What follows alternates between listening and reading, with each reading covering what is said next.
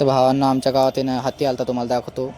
हे बघा कसेच भावांना सगळे बरे आहेत ना. तर आज निघलो होतं भावांना, मी जरा बाहेर गावाला जायचं होतो दुसऱ्या. आमचे दाजीबा होते, परत इथं आण्या होता, परत इथं गोल्या होता मा भाऊ. ते तर पहा ही गाय गी जाऊ लागली, म्हणजे भैंस बोलते भैंस उसको हिंदी में, है का नाही.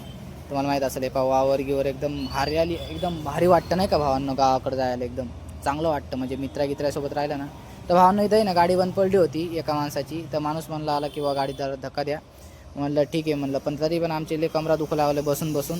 तर म्हणलं चला आता पाय तरी मोकळे होतील आमचे. तर गाडी गिडी धक्का घ्यायला लागलो. आम्हाला लय वरी न्यायची होती एकदम अशी चढायला, म्हणजे तिथून चढायला म्हणजे नेली ना तर कशी लवकर गाडी चालू होती नाही का.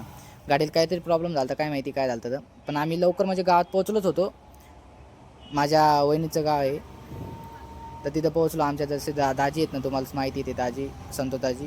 तर त्याच्या गावा म्हणजे त्याच्या बहिणीच्या गावाला गेलो आम्ही. ते पा इथून गाडीत धक्का द्यायचा होता भावांना. आता गाडीला धक्का इतका द्यायचा आहे. तर म्हणलं आता चालू व्हायला पाहिजे, देवाचे नावं घेतले आणि ते धक्का द्यायला लागलो आम्ही. तर गाडी काय चालू होई नाही. आमच्या संतोषाची पहा कसे हात लावले नसते, धक्का तर काय देई नाही. तर फक्त हात लावून त्याला सांगायचे की बा धक्का दिला आहे आम्ही.